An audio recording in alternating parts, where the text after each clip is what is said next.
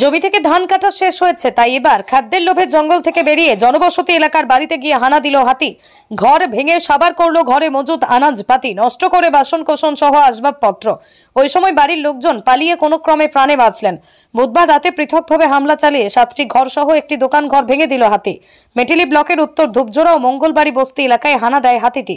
মঙ্গলবাড়ি বস্তি এলাকায় ঘর ভেঙে মজুদ ধানও সাবার করে হাতিটি মঙ্গলবাড়ি বস্তির গোকুল রায়, গয়ানাথ রায়, সুশীল রায়, অতুল রায় ও উত্তর ধূপজোড়ার খৈরুল ইসলাম, বীরজু ওঁরাও, কমল ওঁরাও এর ঘর গুড়িয়ে দেয়। সুবোধ রায়ের দোকান ঘরেও হামলা চালায় হাতিটি। বিধাননগর গ্রাম পঞ্চায়েতের মাথার চুলকা এলাকায় কয়েক বিঘা জমির ধানও নষ্ট করে হাতি। বাড়িতে হাতির হামলায় ঘটনার রীতিমতো আতঙ্কিত জনগণ।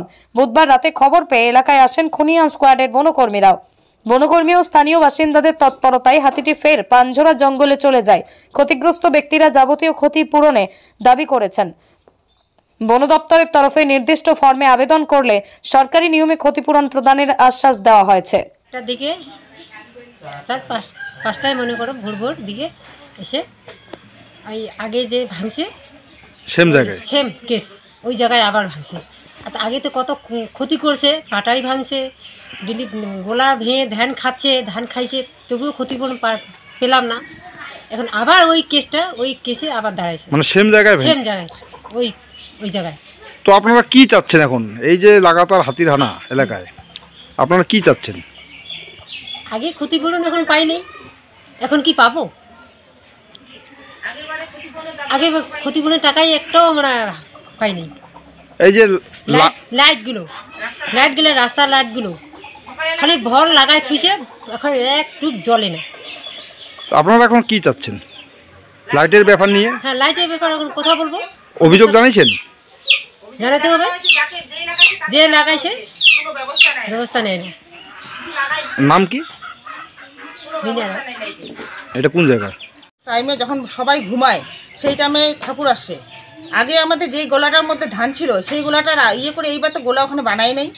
গোলাটার ধানগুলো আমরা সরে রাখছি, ধান আমরা শুধু বাড়িতে করছি, সব কিছু মানে রেডি করছি যে গোলা বানাই ওখানে যেই জায়গায় আগেবার রাখছি সেই জায়গায় রাখবো।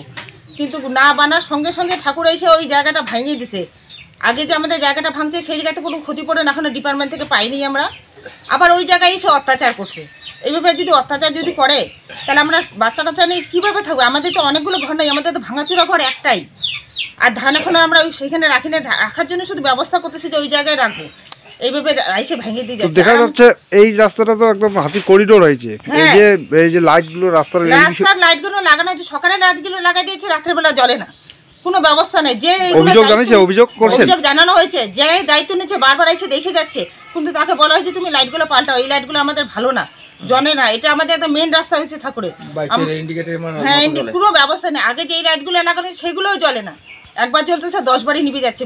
এত কমপ্লেন জানানোর পরে কোনো ব্যবস্থা নিচ্ছে না, দায়িত্ব নিচ্ছে।